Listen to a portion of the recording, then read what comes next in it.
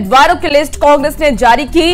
21 उम्मीदवारों की लिस्ट जारी हो गई है। जामताड़ा से इरफान अंसारी को टिकट दिया गया। आपको बता दें कि जरमुंडी से बादल पत्रलेख को टिकट दिया गया है। कुड़िया हाट से प्रदीप यादव को टिकट दिया गया है। महगामा से दीपिका पांडे सिंह, बड़कागांव से अंबा प्रसाद, रामगढ़ से ममता देवी और मांडू से जयप्रकाश पटेल को टिकट दिया गया है कांग्रेस की तरफ से। आपको बता दें कि हजारीबाग से मुन्ना सिंह, बेरमो से जय मंगल सिंह, झरिया से पूर्णिमा नीरज सिंह को टिकट दिया गया है। तो इस वक्त की एक बड़ी खबर आपको बता रहे हैं और ज्यादा जानकारी के लिए अविनाश कुमार हमारे साथ फोन लाइन पर इस वक्त जुड़ चुके हैं। अविनाश, 21 उम्मीदवारों को टिकट दे दी गई है कांग्रेस की तरफ से और क्या कुछ जानकारी मिल पा रही है? कब तक इन लोग नामांकन करेंगे?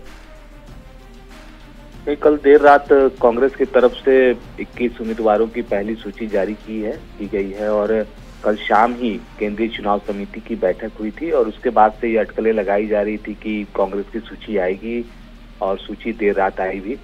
जो सूची में नाम है उसमें अगर आप गौर करें तो 15 सिटिंग विधायक हैं जो पहले भी कांग्रेस के विधायक रहे हैं, पिछले बार भी टिकट पर चुनाव लड़े थे और जीते थे।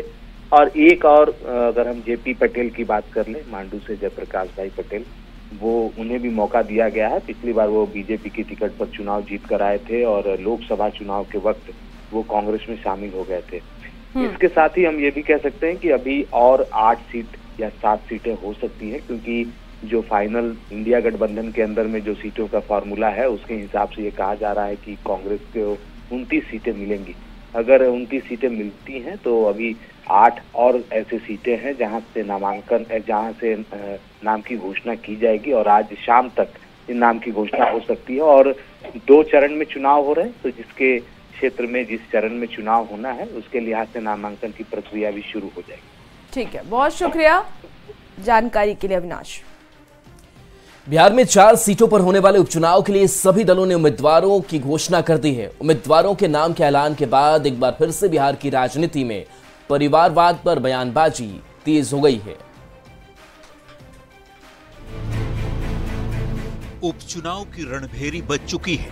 दोनों ही गठबंधनों ने अपने अपने उम्मीदवारों का ऐलान कर दिया है और इसी के साथ एक बार फिर बिहार की राजनीति में परिवारवाद पर बहस छिड़ गई है। या परिवारवाद का निकृष्ट स्वरूप है कि मुंह से समाजवाद की बात करेंगे, अब मौका मिलेगा तो केवल बेटा बेटी के लिए ही राजनीति करेंगे।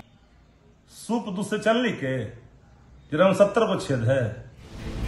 नेता एक दूसरे पर परिवारवाद का आरोप लगा रहे हैं, लेकिन पहले ये समझना जरूरी है कि किस पार्टी से किसे टिकट मिला। तरारी से बीजेपी ने विशाल प्रशांत को बनाया है अपना उम्मीदवार। विशाल प्रशांत जेडीयू के पूर्व विधायक सुनील पांडे के बेटे हैं। तो दूसरी ओर आरजेडी ने रामगढ़ से अजीत सिंह को अपना उम्मीदवार बनाया है। अजीत सिंह जगदानंद सिंह के बेटे हैं, सांसद सुधाकर सिंह के भाई हैं। आरजेडी ने बेलागंज सीट से विश्वनाथ यादव को अपना कैंडिडेट बनाया है। विश्वनाथ यादव सांसद सुरेंद्र यादव के बेटे हैं। तो वहीं इमामगंज से एचएएम यानी हम की ओर से दीपा मांझी चुनावी मैदान में हैं, जो पार्टी के संरक्षक जीतन राम मांझी की बहू है। किसी के परिवार का राजनीति में होना कोई गुनाह नहीं है, पर सिर्फ एक परिवार से आने के कारण राजनीति में आपका हक होना यह परिवारवाद है। लालू यादव, तेजस्वी यादव अपने सीट को जिसको चाहते हैं उसको पैसा लेकर बेचने का काम करते हैं। मेरे यहाँ ऐसा कुछ नहीं है। मतलब कि चारों ही सीटों पर कोई न कोई उम्मीदवार ऐसा है जिसका किसी न किसी पॉलिटिकल फैमिली से संबंध है। ये अलग बात है कि नेता एक दूसरे पर आरोप मढ़ने में लगे हैं। न्यूज़ 18 के लिए पटना से अमित कुमार की रिपोर्ट।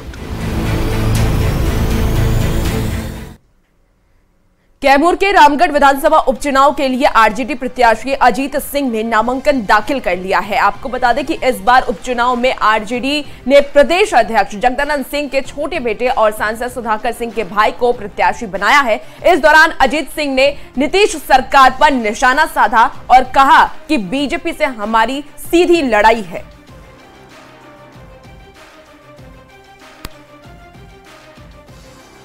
तो हम लोग सेमीफाइनल फाइनल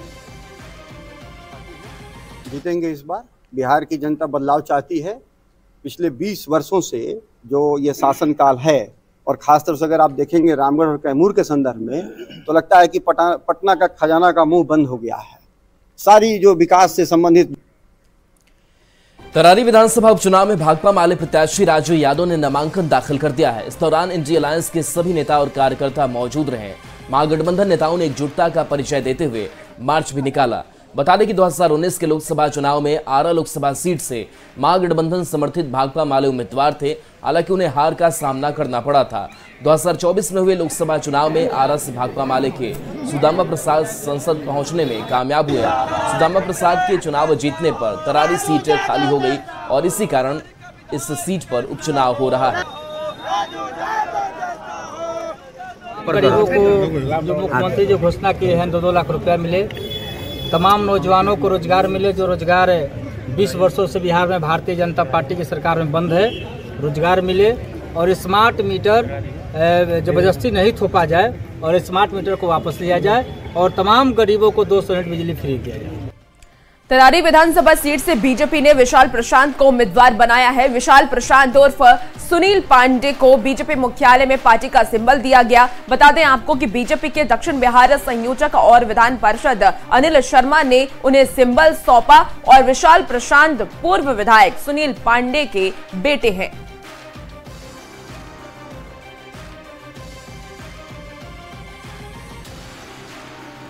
बिहार की 1239 दारोगा को नियुक्ति पत्र मिला। इनमें एक ट्रांस वुमेन है और 2 ट्रांसमेन शामिल हैं।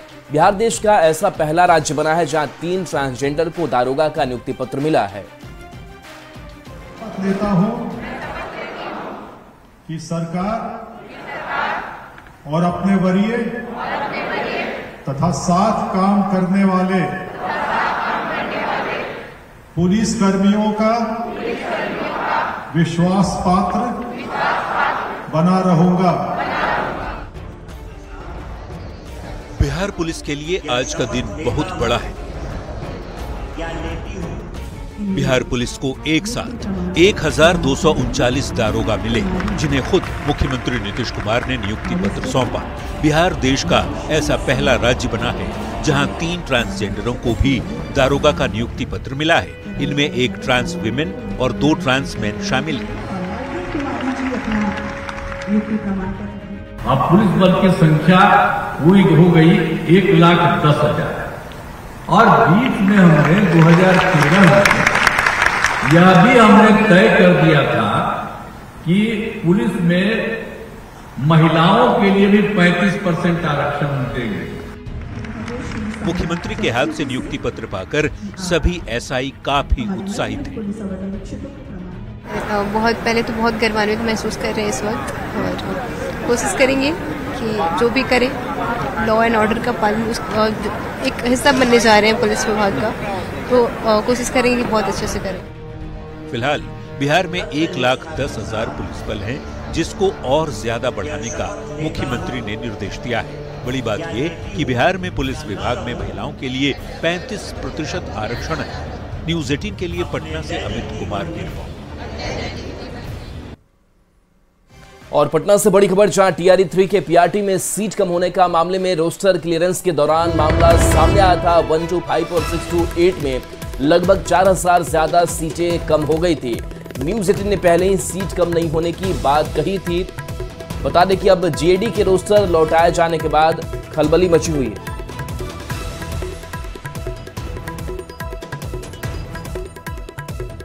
सीएम नीतीश कुमार ने बिहार के 1239 दरोगा को नियुक्ति पत्र दिया। नियुक्ति पत्र बांटने समय मुख्यमंत्री ने डीजीपी गृह सचिव की तरफ हाथ जोड़कर कहा कि जल्दी से और भी नियुक्ति करा दीजिए।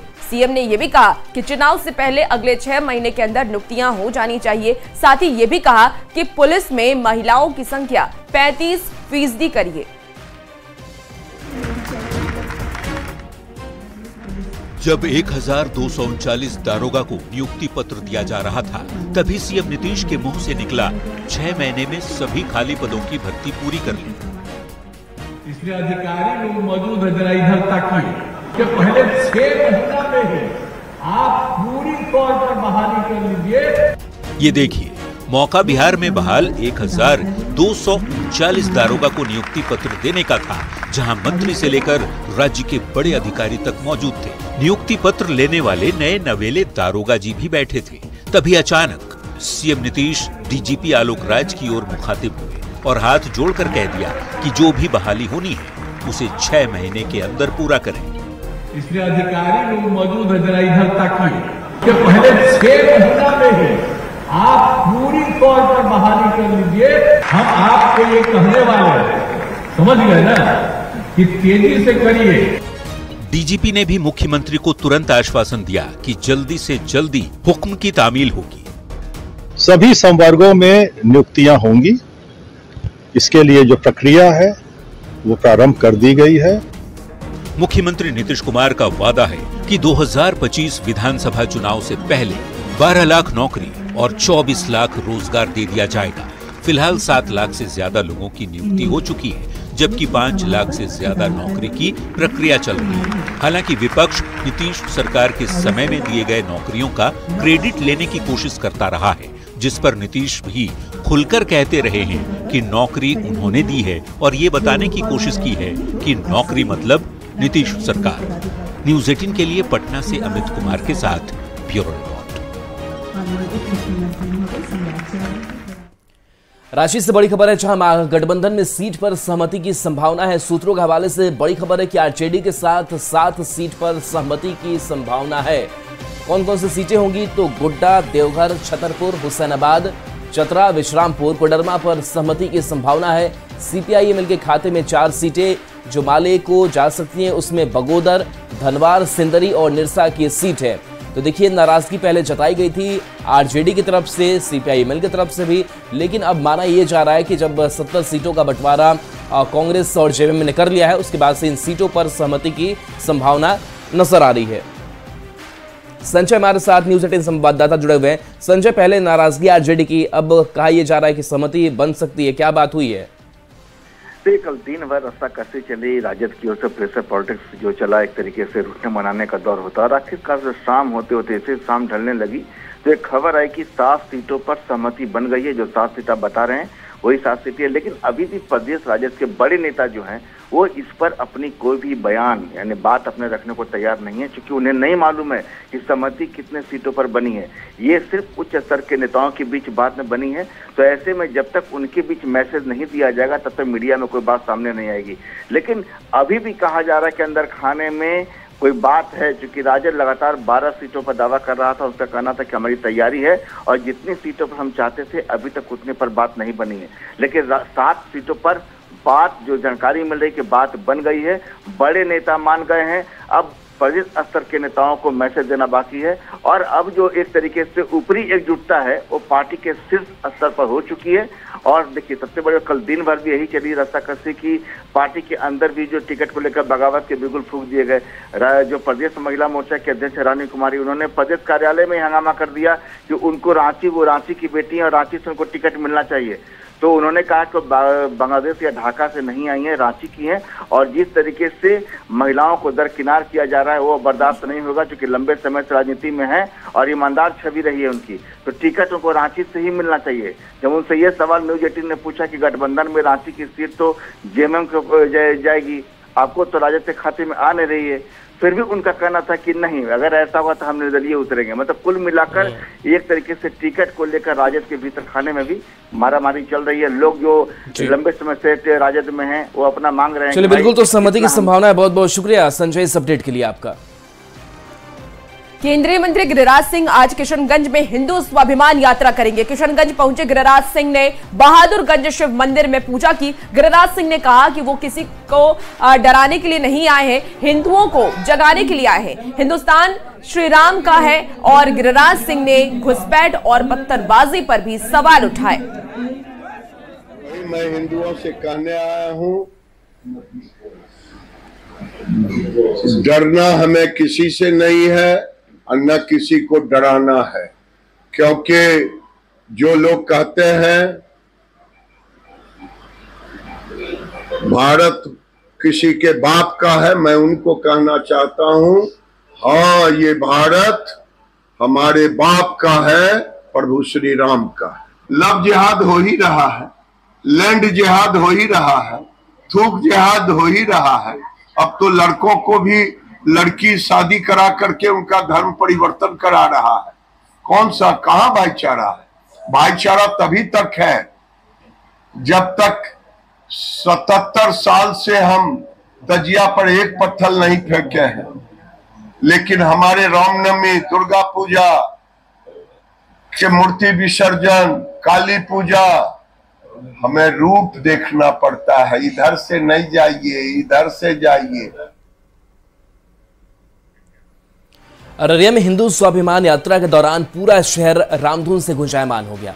केंद्रीय मंत्री गिरिराज सिंह का रथ कई मोहल्लों से होकर गुजरा। भारी संख्या में लोगों ने निकलकर यात्रा का स्वागत किया। केंद्रीय मंत्री गिरिराज सिंह ने कहा कि सीमांचल में हिंदुओं की संख्या घटती जा रही है। ऐसा लग रहा है कि अररिया में भी एनआरसी लागू करना पड़ेगा। पटेल जी से आग्रह है कि वो आंगन बस देकर उनको सम्मानित करें।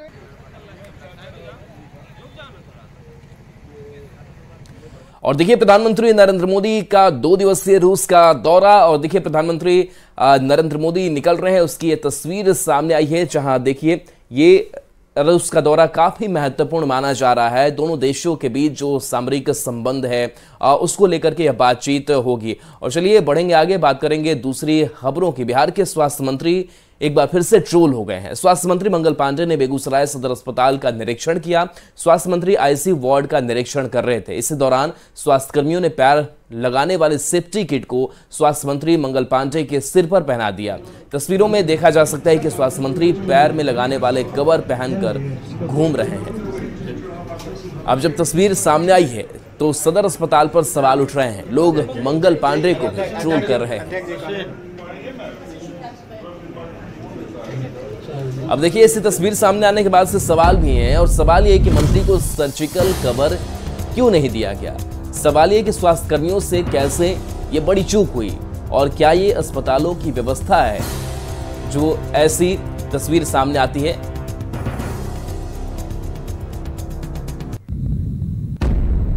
और अब खबर आ रही है बेगूसराय से। बता दें कि जहां दिन दहाड़े ज्वेलरी दुकान में डकैतों ने करीब 35 से 40 लाख की लूट को अंजाम दिया है। इस लूट का सीसीटीवी फुटेज भी सामने आया है। सीसीटीवी में देखा जा सकता है कि 4 की संख्या में अपराधियों ने दुकान के अंदर लूटकांड को अंजाम दिया, जिसमें से 2 को दुकानदार ने गोली मार दी, जिनका इलाज चल रहा है। लोगों की घटना के बारे में जब पता चला तो मौके पर अफरा तफरी मच गई और लोग अपनी जान बचाने के लिए इधर उधर भागने लगे। फिलहाल पुलिस पूरे मामले की जांच में जुटी है। तो ये सीसीटीवी फुटेज इस वक्त आप टीवी स्क्रीन पर देख पा रहे हैं। और पटना से बड़ी खबर, जहां टीआरई 3 के पीआरटी में सीट कम होने के मामले को लेकर रोस्टर क्लियरेंस के दौरान मामला सामने आया था। बता दें कि 1 to 5 और 6 to 8 में लगभग 4000 ज्यादा सीटें कम हो गई थी। न्यूज 18 ने पहले ही सीट कम नहीं होने की बात कही थी। अब जीएडी के रोस्टर लौटाए जाने के बाद खलबली मची हुई है। शिक्षा विभाग ने फिर से 1 to 5 और 6 to 8 के संशोधित रोस्टर की मांग की है। आज ही 1 to 5 में 17 जिलों में फिर से रोस्टर की मांग की गई है। वहीं 6 to 8 में 12 जिलों से संशोधित रोस्टर की मांग की गई है। शिक्षा विभाग ने आज ही पत्र भेजा और आज ही जवाब मांगा है। स्वीकृत पदों से आखिर रोस्टर में रिक्तियां कैसे कम हुई, अब कल तक जिलों से डीओ को संशोधित रोस्टर मिलेगा। स्वीकृत पदों के बराबर सीटों पर ही रोस्टर होना है।